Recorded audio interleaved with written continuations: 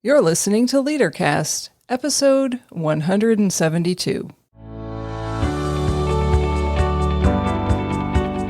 Welcome to LeaderCast, Transforming Missions podcast with Tim Bias and Sarah Thomas, providing you with insights and resources you need to lead a movement of Jesus followers. Well, we welcome you to this episode of LeaderCast as we're introducing our topic for this month. And if you'll remember, beginning in January, our focus was upon purpose. Then we moved in February to relationships. And those of you who have been listening know that we just finished self-awareness. So now we're entering into the month of April, and we're using accountability, what every leader needs to know. As a reminder, you can find show notes for this episode at transformingmission.org/podcast, and you are looking for episode 172. You'll also find links to anything that we mention here on this episode. Tim, you brought up the first 3 months of the year, and now we're heading into accountability. Would you say that purpose, relationships, and self-awareness are necessary before you can ever get to the place of accountability? I would. I don't think accountability can be in a vacuum. I think it's all related to the three pieces we've already talked about. That was a total setup question, folks. Part of why we put accountability where we did was we've already laid the foundation with purpose and relationships and self-awareness. And so I think as Tim and I have a conversation today, part of what you're going to hear is a reflection back on those 3 months. So Tim, can I start with what may be perhaps a silly question, but I think it's our common mindset around accountability? Yeah, go for it. Is accountability a bad word? A bad thing? I can answer that question in one word. No. No, it's a great word for healthy leaders. Yeah. So we're going to give you a longer answer to that and talk today about, first of all, why accountability gets a bad rap, but we want to define it, and then we'll talk about some of the mistakes that we make in accountability and how we've seen it not working in the life of the church and how we have seen it working in the life of the church. So that's where we are heading today. So as we define accountability in its simplest form, I would say it's taking responsibility for your actions. And that often includes an explanation to someone with more authority. When it comes to making a mistake or a misstep, which I think is where we tend to lean in terms of accountability, you all know that we reference Brené Brown's work an awful lot, and here's how she describes it. She describes accountability as you own your mistakes, apologize, and make amends. But for most of us, the challenge in this is in admitting and facing our own mistakes without shame, without overly identifying with the mistakes as though they are an integral part of us. So, Sarah, what you're saying is, and I think this is the part that gets touchy for us, and that is you as an individual have made a mistake. You are not the mistake. Exactly. So when you run a mistake through the lens of I am a mistake, not that crud, I made a mistake, that was not necessarily the smartest thing I could have done. When you make yourself the mistake, that's shame. And that is imposing shame on yourself.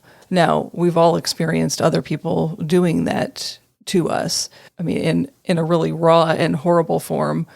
You know, it's you're so stupid. Don't you know better? I mean, we've all heard things like that said, which it makes my skin crawl when I hear one human being talking to another human being in that way. And in shame, we become the mistake instead of seeing that our actions, our inactions, or choices were a mistake. So it can be something as simple as, oh, I thought we were meeting at the park across the street. not at this park to have lunch. It was a mistake. That doesn't make you a bad person for making a mistake. It was simply a mistake. And so, in the midst of accountability, when you own your mistake, apologize, and make amends, that's when accountability is about something that has been done that shouldn't have happened, or what's another word for mistake? You screwed up. It was an oops. You recognize that it wasn't what should have happened. But I think there's also a relational aspect to it. When someone makes a mistake, even if it's in the context of work, if it's in the context of family, whatever it may be, think about the action or the decision or the task that was the mistake, not as the person being a mistake. So you don't want to shame people in the midst of all of that. And here's a recent example from Tim and I. It was actually about recording this podcast.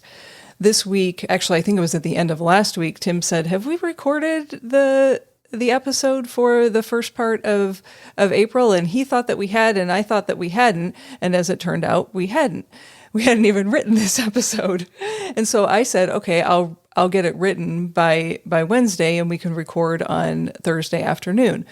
But as sometimes weeks go, my week didn't go as planned, and I had more phone calls than I had anticipated. And so there were other things that prevented me from getting to that. And so on Wednesday afternoon, I said to Tim, I don't have the podcast written. Now, he already knew that I didn't have the podcast written, right? Because you haven't received it. Tim, what did you say to me at that point? Will we be able to record on Thursday? And I said, well, here's my Thursday. I won't be able to write the podcast until lunchtime, if at all. That would be the earliest that I would be able to get around to it. And then I have another meeting, and then we were supposed to record afterwards. And then I said, why don't we try Friday or even Saturday? Give you time to do this. Right. So on Thursday, in my mind, we're doing it on Friday morning. I get through my meetings. I actually stopped and had lunch. I didn't plow through the day and try and write a podcast so that we could squish it into Thursday afternoon. I got to the end of my day and I was working on writing the podcast, and my phone beeps, and it's a message from Tim that says, "How was your day? Did you accomplish what you planned to accomplish?" Notice what Tim didn't say and what Tim did say. And my response was, I hope when I finish with this podcast outline, I can say, yes, riding the struggle bus at the moment, but it will come together. Tim, what were you doing in that moment? Well, in the best sense, and asking the question, I was just asking about accountability. Yeah, he was checking in. Did you do what you said you were going to do? No, he didn't say this, but at moments I'll say back to Tim, you were asking, am I ever going to get this silly podcast outline for us to do the podcast tomorrow morning? Now, some people would say that. That's not what Tim did. It was a simple check-in, and he knew, okay, she's working on it right now, and it's not going as she planned.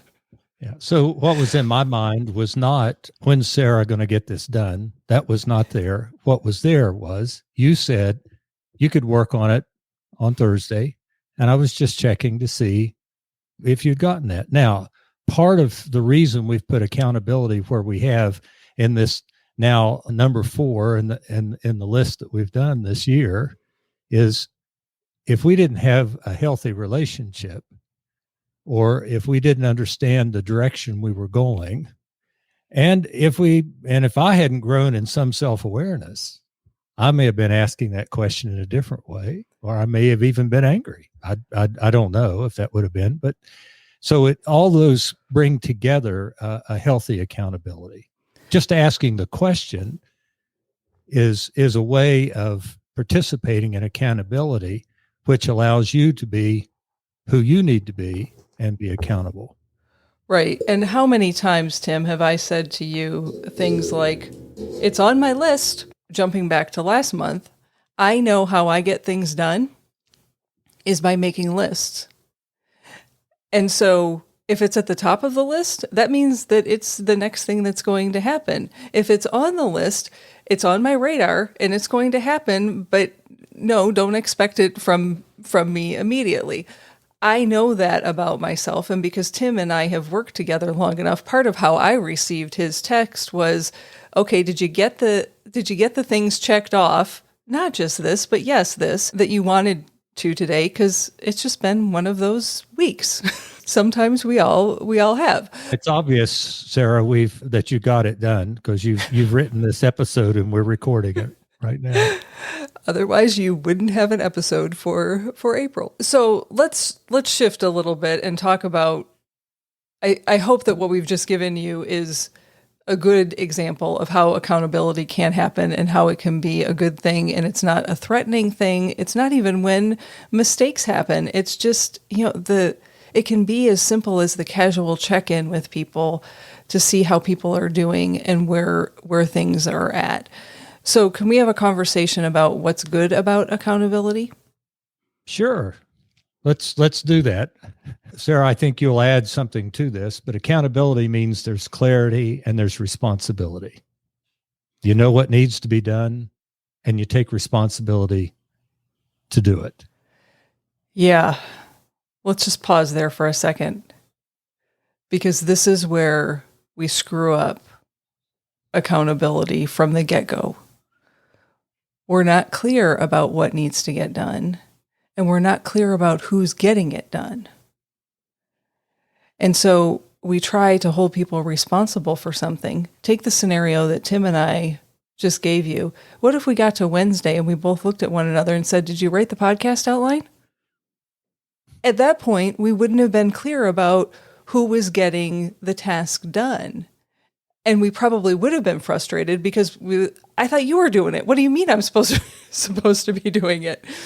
But how often has that happened and someone has come to you and said, "Where's X? Where's this report?" And you're like, "I didn't know I was supposed to be doing the report," because it wasn't clear. So take a silly example. We're in the month of April right now and it's tax season. I'm accountable to the IRS for filing and paying my taxes. Now this year we have an extension again, but the reality is so are you. You're responsible for filing your taxes and paying your taxes. It's a part of our accountability as employed people in the US who have made a certain level of income. And there are consequences for not paying or filing your taxes. Very practical, very practical thing that happens. We all know what the system is. Some of us pay people to help us do that. Other people buy software. Other people have family members do it. You get the point. There's a system there. So what's another place of that happens in ordinary life, Tim? Well, you're usually talking to me about being old, but now I'm going to talk about being a teenager. And just, if you'll remember when you were growing up, or even with your own children, there was a curfew, and you had to be in at a certain time. And so you were accountable to your parents for being home at that specific time. And there were consequences when that didn't happen. I remember what I said to Evan, and I told him, it's my son. I told him, you need to be home by 10 o'clock. And you get one warning. This is the warning. There are other ways, and I'll do that again with Evan. I remember when he wanted to go to a friend's house, and he's not old enough to drive. He's got to walk to the friend's house. It's several blocks away. We're letting him go by himself. When you get there, call. And so the first time he went, he called, said, "I'm there." I said, "Okay, call when you're on your way home so we can look for you." The next time he went, he didn't call. And when he got home, I'm saying, "Why didn't you call?" He said, "You didn't tell me to." There's accountability has responsibility on two ends. Yeah, and there needs to be clarity of, okay, every time you do this This is what Right. this is what the expectation is. And that's an example of a teenager, but again, how often have we seen that in the life of the church? And that's where we're going to shift to now, to move from family situations or one-on-one to a more corporate or organizational accountability. And specifically, let's go to the church.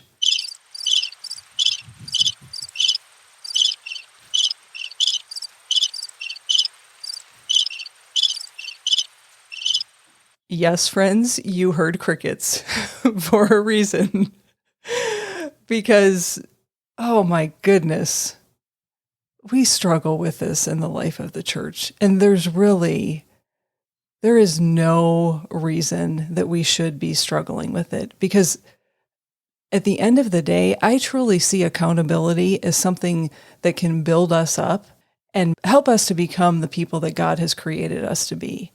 That other people are helping us to hone our skills and use our talents and focus in an area.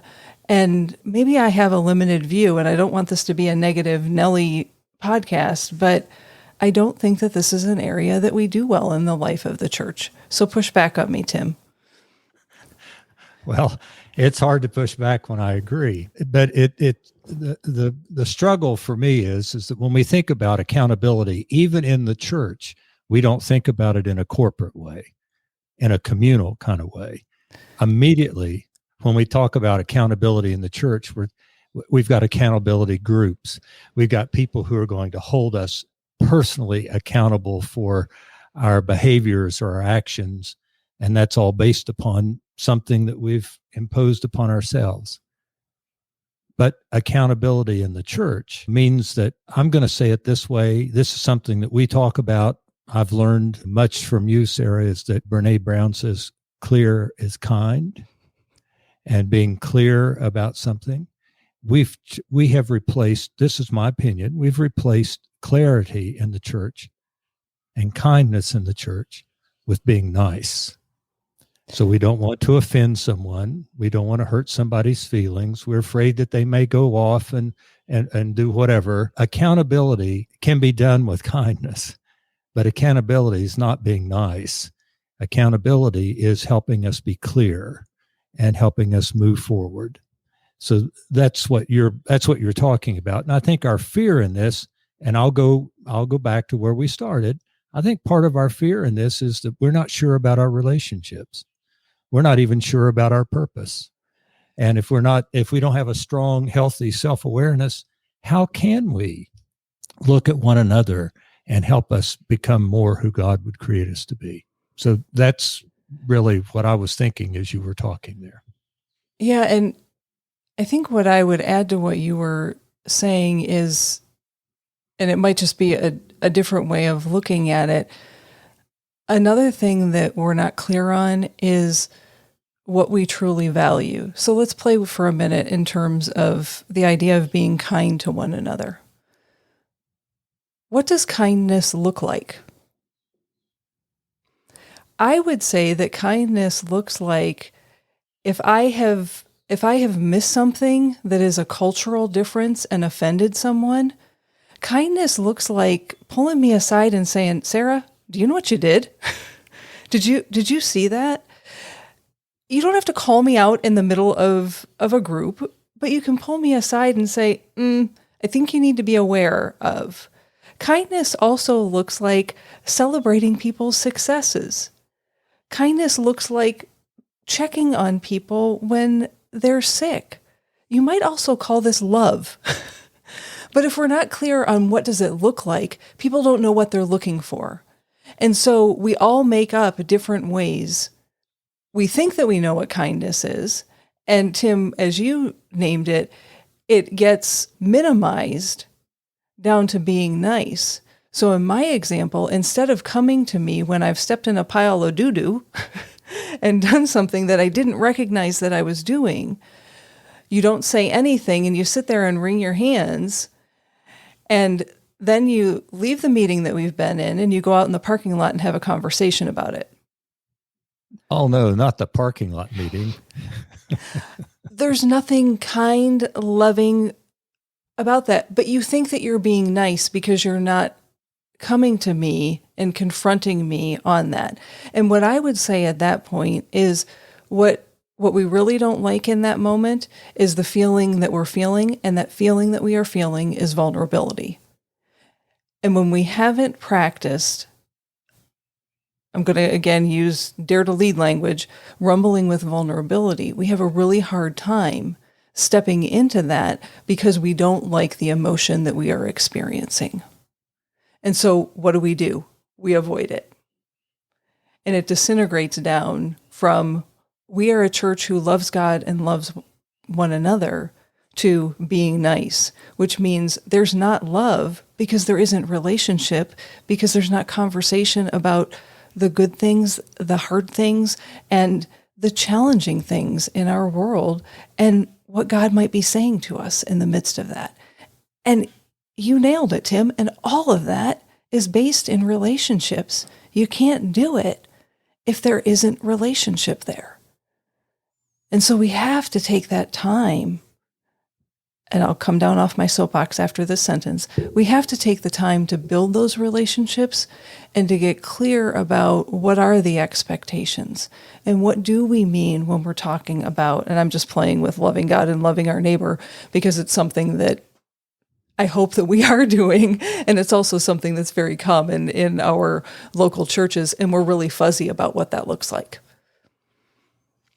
So for people who are listening to us, one of the places that this may show up in the church comes around preaching. I'll use an example of myself, and that is, I got to tell you, I've never met anyone who was a preacher that didn't think he or she couldn't preach. So all of us have some way in which we're communicating the gospel. And I got to tell you, I've pretty well thought that I was a decent preacher and I could tell a story and do it relatively well. Whether I can or can't, I'm learning more and more about how people hear me.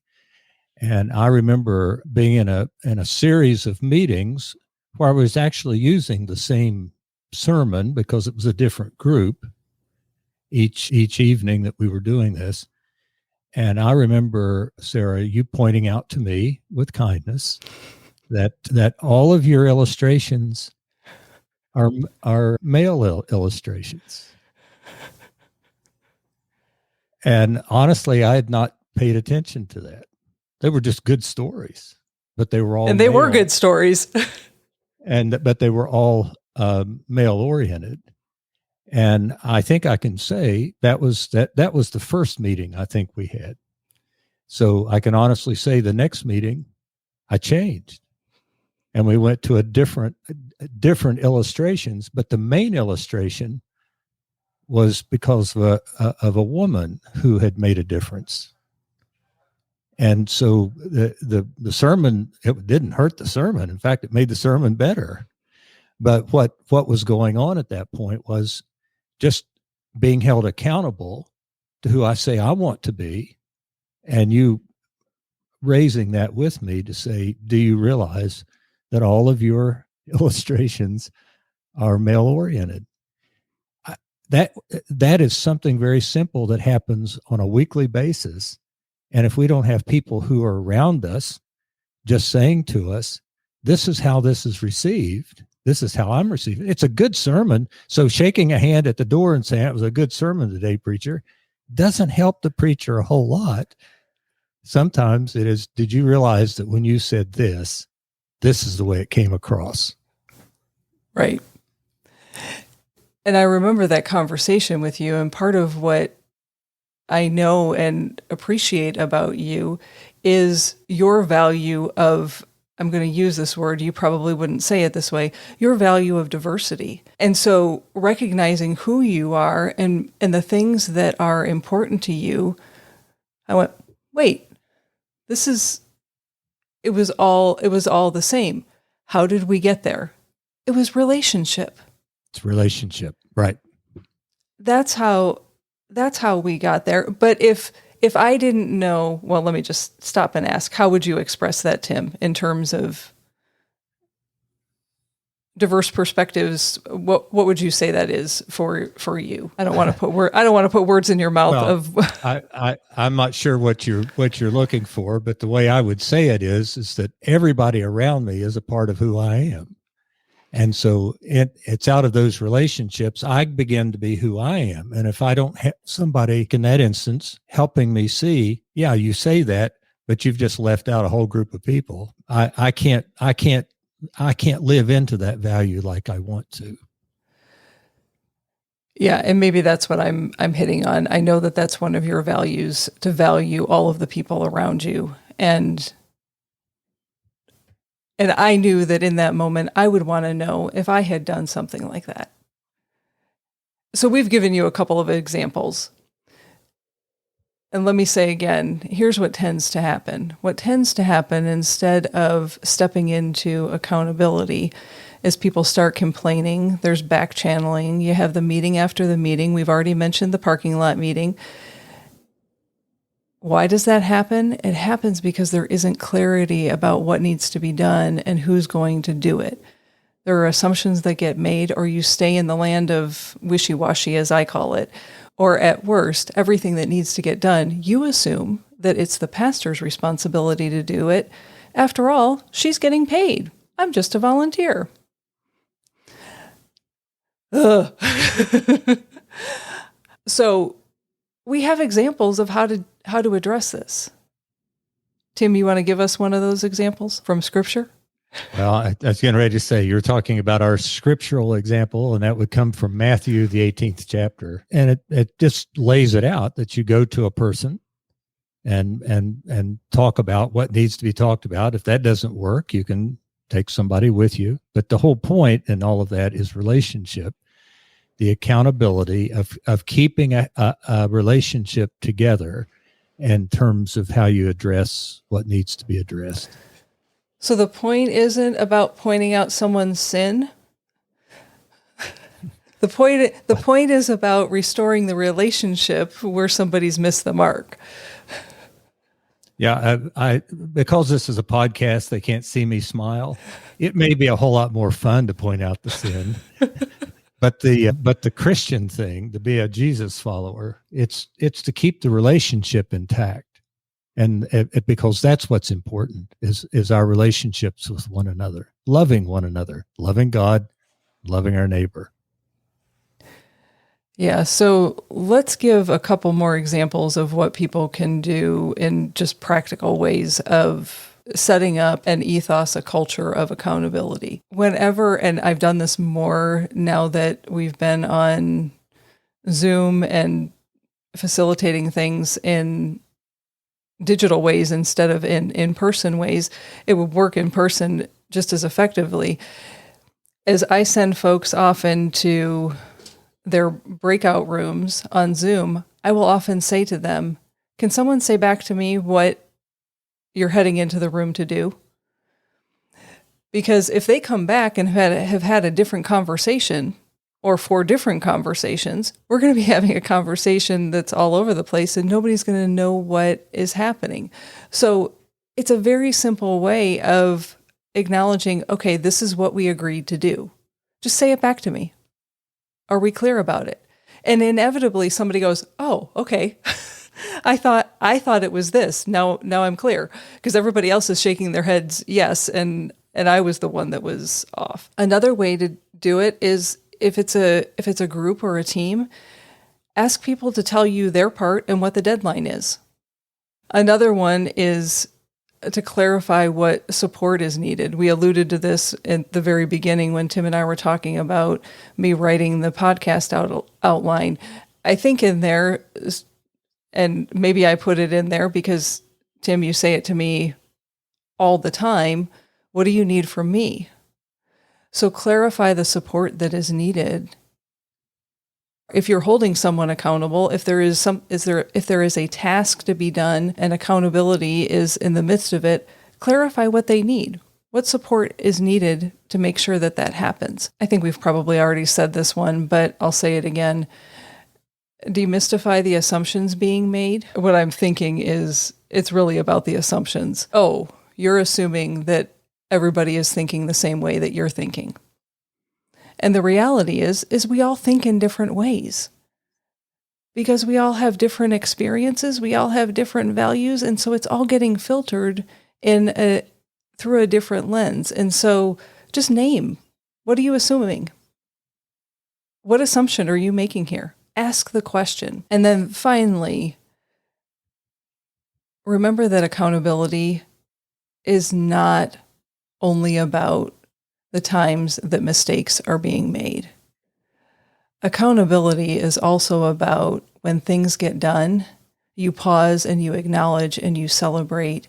You say, thank you. I'm not talking about, pull out the balloons and go get a cake. It's the simple, yeah, you did it and you did it well. It might be a conversation about, what did you learn here? What did you learn about yourself? But sometimes just a simple affirmation is enough to solidify accountability. Yeah, thanks for getting that done. Here's what this is now enabling me to do. Right. And then even as a leader, if I as a leader am offering some affirmation, I'm also being accountable. Absolutely. So let's go there. As a leader, how can we step into accountability? Well, Sarah, you'll help me with this, but I would say a leader takes responsibility for the work of the whole team or for the church, if we're talking about being a pastor of a church. And I always put things in negative ways. I guess that's just the way I'm made. We'll say that for right now. But as a leader, you don't have the luxury of saying, I would have done it differently, but they wanted to do it this way. That is not an accountable statement. So can I say it a little bit differently? Sure. Are you saying that as a leader, if you are, what we're really talking about now is positional leadership. If you are the positional leader, and let's just put it in the context of our listeners, you are the pastor of a local church. Can we say it that way? The buck stops with you. And that when an agreement is made around a table, and you are a part of that conversation, and even if you were not a part of that conversation, but you've given people the authority to make the decision, if you are modeling accountability and holding people accountable, and you are to be held accountable, you don't have the luxury of saying, that's not the way that I would do it, but that's the way that they wanted to do it. Sarah, that's exactly what I'm saying. Because what do we call that?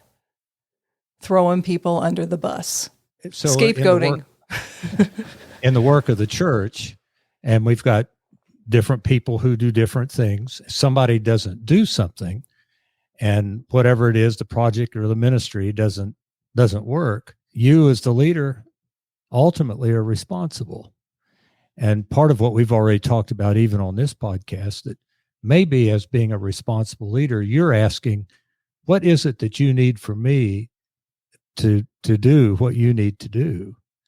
Instead of standing back and saying, you didn't get this done, you still are responsible. So what do you need from me to get it done? That's as a leader, being responsible for the people entrusted to your care.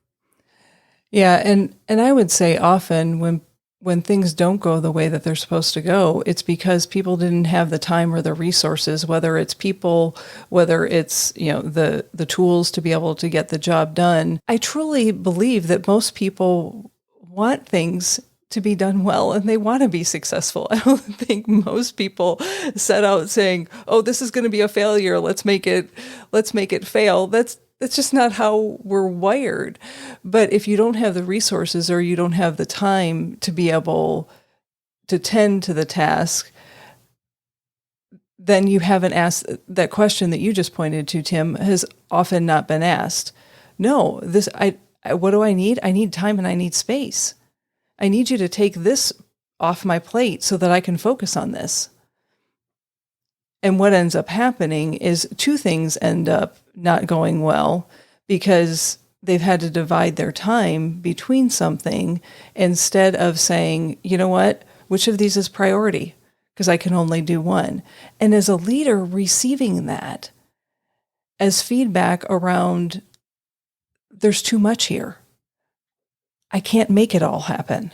And if you want me to do both, they're both probably going to be done well. Now, what does that take? That takes self-awareness. That takes relationships. That takes your purpose. Because if there are two projects and they're competing demands, as a leader, you should be able to say, you know what? That does need to be tended to, but right now, this is what is really in alignment with our purpose, and this is really where I need you to spend your time. So if we free up your time, what else do you need? Don't assume that because they say time, that's the only thing that they need, is what I'm getting at. So self-awareness, your self-awareness as a leader is important in regard to what other people must do to get something accomplished. I mean, you may want it to happen, but the reality is it may not happen. And it's not somebody else's fault. It's that you've got to help. As a leader, you're helping put together the system, the people, the resources to make sure it does happen. Now, when you start throwing somebody under the bus, there are several things that happen, some consequences to the lack of accountability, and one is you undermine trust. Right. Before we go there, can I back up and say one more thing about what accountability is not? What accountability is not in leadership? Accountability is not expecting someone to do a task, a project, the exact same way that you would have done it. They are not you. That's a good word. And so as a leader, if you have given people responsibility for something, you need to be clear about what you're asking them to do, and then you need to let it go, because micromanagement is not accountability. Fundamentally, I would say that micromanaging people is not leadership at all, because you're trying to control people, which I think is also something that erodes trust. So when a leader lacks accountability, let's go there now. I've seen it too often that people say, well, yeah, they got it done, but it's not X, Y, and Z. Did you ask them for it in that way? Did you name that expectation?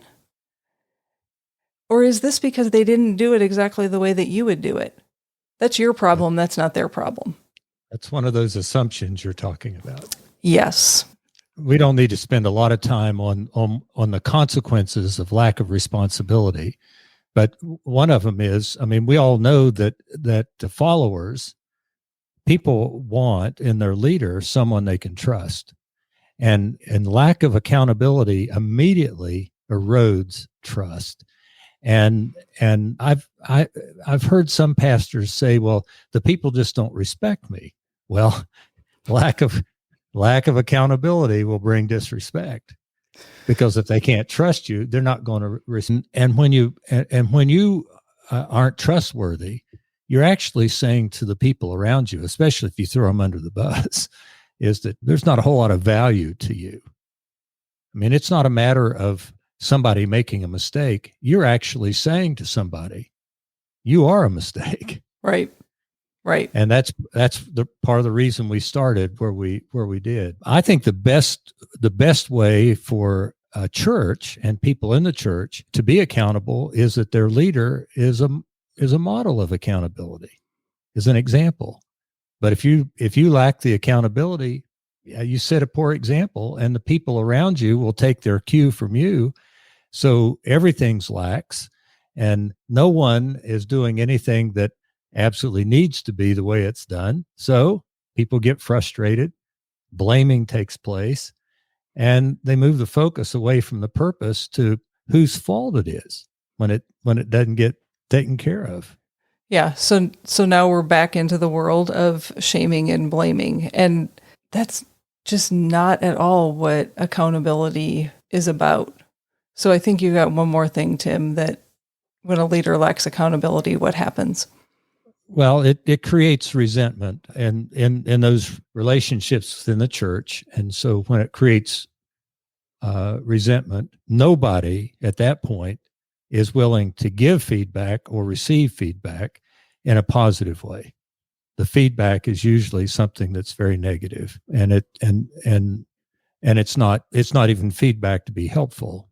It's just grows out of the hurt that's come out of the mistrust. So I've done all of that to get to this, and that is maybe a good way of being accountable is to ask yourself some questions that when you're confronted with an issue or confronted with something that you need to be looking at about yourself or about the church, are you willing to say, well, it didn't work and it's my fault? Are you willing to take responsibility for it? It may be something that you didn't necessarily have your hands on, but because you're the leader and you're coming alongside of people who are supposed to be doing it, are you willing to say, I dropped the ball on that. I'll need to help get this done. If you're willing to own up to it, the responsibility, can you do it without saying, yeah, it was my fault, but, and then put what else on there? Get rid of that. Take responsibility. And another one, which is being a district superintendent, I've learned that people have a hard time saying, well, I don't know, because they won't have an answer to every question. And really, it's okay to say, I don't know. And why don't you help me learn to do this in the way we need to get it done, and you do it together? I mean, what would be wrong with actually learning something? That's the way I think about it. And I think the reason that we're afraid to do these things, if it's in regard to accountability, is because somewhere we've put this self-imposed piece on us that we don't want to be wrong because we're going to seem incompetent or stupid or something. And so we just fear the judgment and somebody's going to be upset with us. Man, we're in the same boat. We're in the same boat. If we could just look at one another and say, because we care for one another, this is where we're going. What do we do together to get there? And just help each other do it. So can I reframe that fear? Sure. I don't think it's fear. I think it's vulnerability. Nobody likes feeling vulnerable.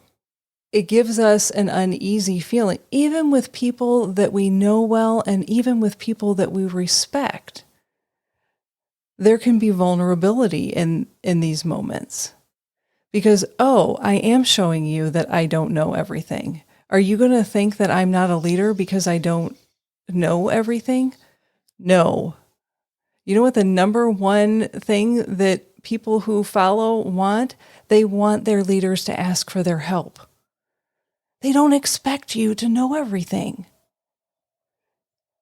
So, that's just a myth. There's no other way to name it, that leaders should know everything. No, they shouldn't. There's no way that you can. You're a human being. You cannot see everything that is happening. So when you experience what, Tim, you named as fear and what I'm naming as vulnerability, what I would encourage you to do is just name it. I don't like what I'm feeling. But I'm going to step into this. And that's what courageous, Christ-centered leaders do. They step into it and say, folks, we missed the mark here. And I'll take responsibility for missing the mark because obviously we weren't clear on what was happening here. And it looks like some of you didn't even have what you needed to get the job done. So let's just pause and regroup and ask the question, okay, what did we learn? We can always learn something from a failure.